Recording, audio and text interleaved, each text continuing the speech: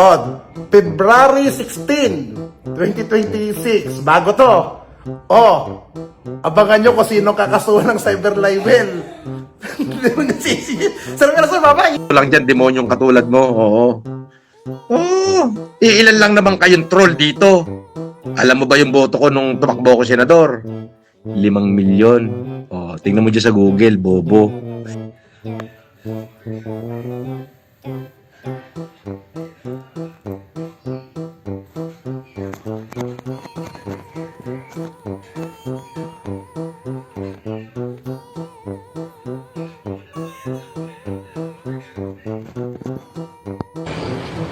Sabi ni Trowa Barton, yan. Boss, huwag ka na mag-Bible verse. Halos lahat naman ng 10 Commandments sinuway mo. Huwag kang maging Kristiyanong ipokrito. Panis ka naman. Panis ka naman, son. Ano yan?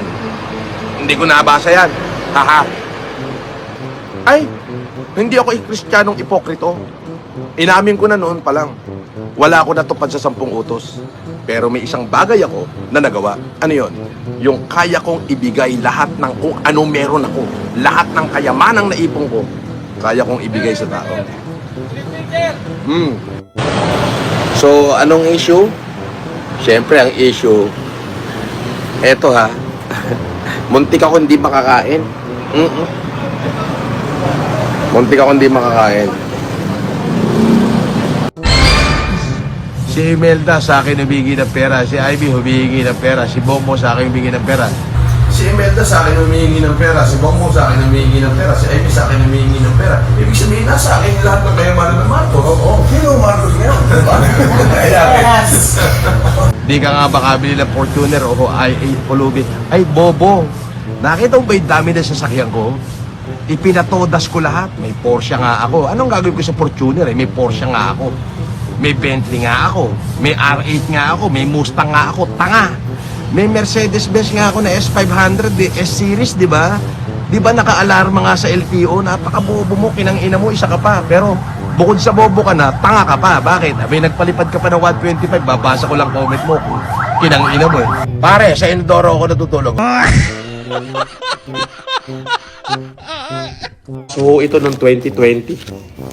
Sa lahat ho ng mga isinampa sa akin ng 2020, ito na ho yung kahuli-hulihan. Kasi ho, meron ako sa Baguio, meron ako sa Quezon City, meron ako sa Caloocan, meron sa Makati,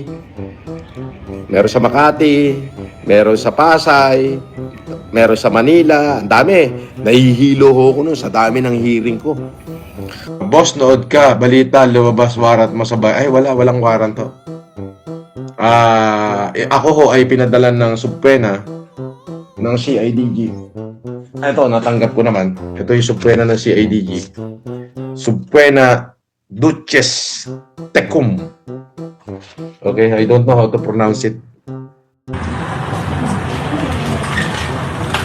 Ay, sino may sabing naghihirap ako?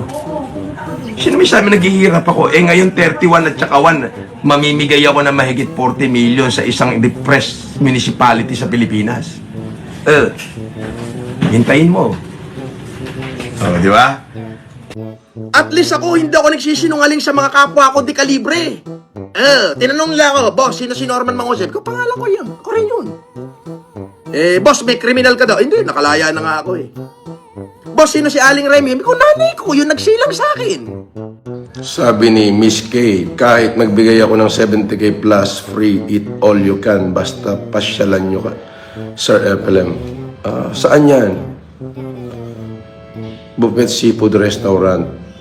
Sir, pwede po i-advertise sa restaurant namin sa Dinalupian, Bataan. Pwede, bakit hindi? Sige, pwede kong pasyalan yan. Saturday, Sunday, available ako. Magpakita ka nga ng kahit na isang resibo na nagdidirekta sa pangalan ko. Sabi ni FLM Sport, thank you sa mga OFW sa pagtulong sa mahirap during pandemic. Nakatulong na sila. Nakakupit pa si FLM. Ay, bobo. Hindi ko kilala OFW nung ako'y kasalukuyang namimigay. Naabalitaan ko lang yung mga OFW na yan nung ako ay nasa kulungan na. Wala silang kinalaman doon sa mga pinamigay ko nung pandemic nung ako'y nasa laya pa. Sapagkat hindi ko kailangan ng tulong ng OFW nung mga panahon na yun. Tubo, inutil, tungga. Magpakita ka nga ng kahit na isang resibo na didirekta sa pangalan ko. Tubo. Oh.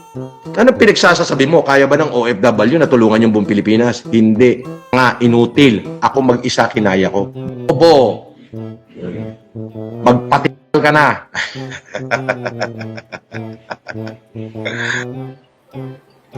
Kung talagang kayo yung mga lahi ng Marcos, mayaman dapat kayo, marami kayong lupain. Ako, ang lupain ko yung sandamakmak hindi mabilang. Kaya totoo na sa pangalan ko, di pumunta kayo ng RD para malaman nyo kung gano'ng karaming ektarya yung nakapangalan sa isang Francis Leo Marcos. Oh. Boss, nag-PM ako sa'yo. Check mo. Pinagbumura kita.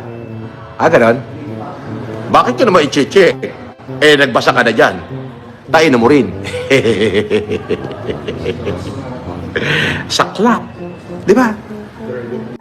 Okay, so all right. Sino ba? Sino gusto mo makita?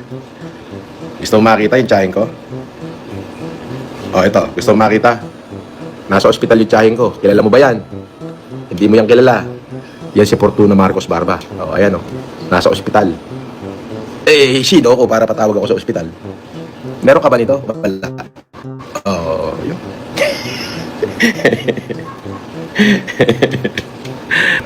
Yun. Di ba? So, kaya totoo yan, okay, hindi totoo, abay dapat ho ako mag-ingat. Dahil pinagbabantahan na ho ni makagago yung buhay ko. Ay ipapapatay daw ho ako. Ganyan hong kakupal lang yung dorotot na yan. Di ba? You are not Marcos! Scammer! Ako ay ex-convict, convicted criminal at scammer.